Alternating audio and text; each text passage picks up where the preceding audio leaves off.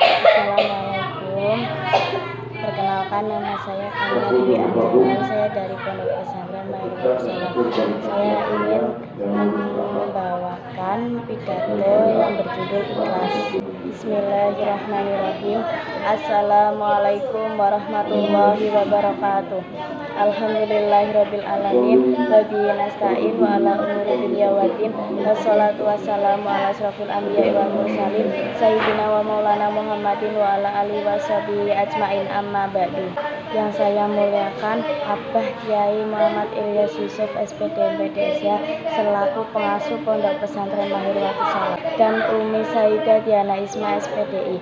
Yang saya hormati Bapak Kiai Asin, saya hormati jajaran kepengurusan dan teman-teman yang saya cintai dan saya banggakan. Pertama-tama marilah kita panjatkan puja-puji syukur atas kehadirat Allah Subhanahu wa Ta'ala yang telah melimpahkan rahmat dan hidayahnya, serta kita bersama-sama menyaksikan hitobah ini dalam kondisi sehat walafiat. Kedua kalinya shalawat serta salam senantiasa tercurahkan kepada junjungan Nabi Agung Nabi Muhammad SAW.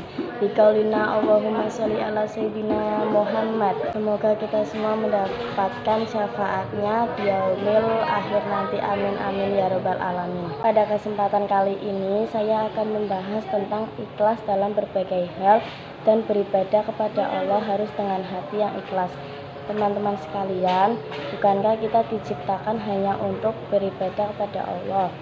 Semua pasti tahu itu, tetapi ibadah tidak hanya sekedar ibadah.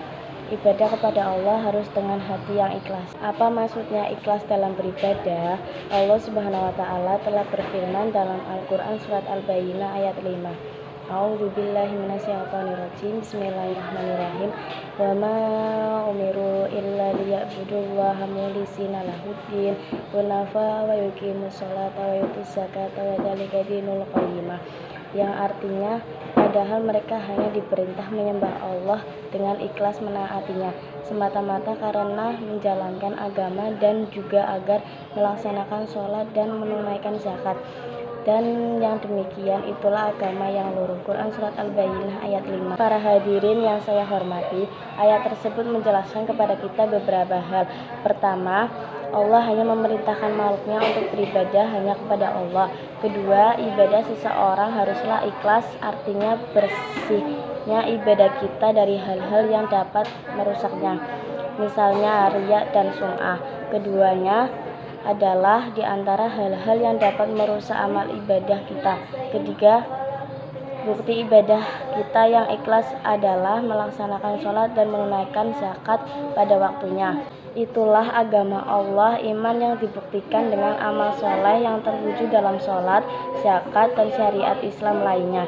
Kata ikhlas bukan hanya semata-mata untuk beribadah kepada Allah, tetapi kita jangan harus ikhlas di berbagai contoh lain, seperti ikhlas berbagi tanpa ada unsur yang menjerumuskan kita ke hal-hal yang merusaknya, seperti berniat berbagi bukan karena ikhlas melainkan berbagi karena ingin dibilang dermawan atau apa dengan karena lain, riya. Tidak lupa juga untuk membantu teman, entah membantu untuk mengajarkan pelajaran yang tidak dimengerti mungkin, atau membantunya apabila kena musibah, dan tidak lupa dengan cara yang ikhlas, dan setidak-tidaknya bukan hanya mendapat pahala yang banyak, Allah juga pasti akan membalas semuanya apabila dikerjakan dengan ikhlas. Kesimpulannya yang tadi pidato dari atas, ikhlas adalah amalan hati. Orang yang ikhlas semata-mata mengharapkan keridhaan Allah Subhanahu wa Ta'ala, tidak berharap penghargaan dari manusia,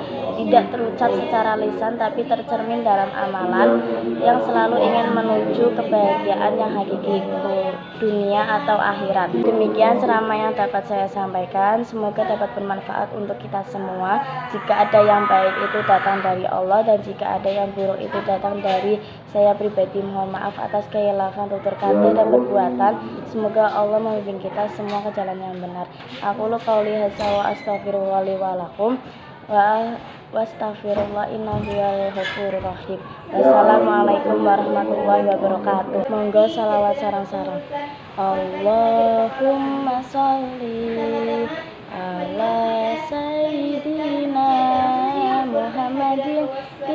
qulubi wa danabiyya wa afiyati abdani wa sifaya wa nuril absari wa iya ila wa ala alihi wa sahbihi wa sallim. Saya akan membawakan sedikit pantun.